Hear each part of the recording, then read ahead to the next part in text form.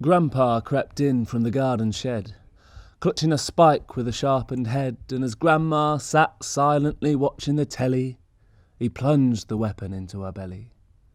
"Rottin' hell, you silly old hag," he muttered, shoving her into a bag. I watched as he carefully tied up the sack, pushing and twisting the hump in her back. He smiled as he worked, wrong to assume that the deed had been done alone in the room. Nonchalant and suppressing a yawn, he dragged poor Grandma out onto the lawn, and pulling out a withered old length of twine, he hung her like bedsheets up on the line. And then he were gone, for at least half an hour, with Grandma suspended over the flowers, swaying and turning in the cool autumn breeze. Me crouched in the cupboard, trying hard not to sneeze. All of a sudden, I were gaping in shock. Grandpa was back with a purple frock, with bells on his shins and a hat made of lace, lipstick and blusher all over his face.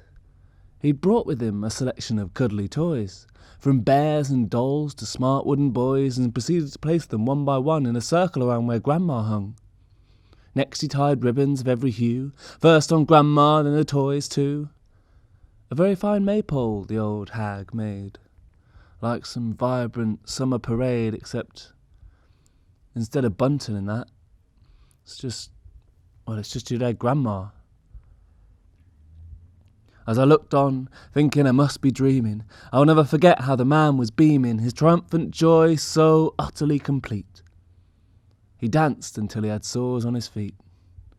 And then he sat down with an elderly grunt, and wiping sweat all down his front, he cut her down with an old Stanley knife, and standing hunched over his murdered wife, his face seemed to soften. He let out a chuckle, and for a moment I thought I saw the sack buckle. Did I just hear a muffled cough?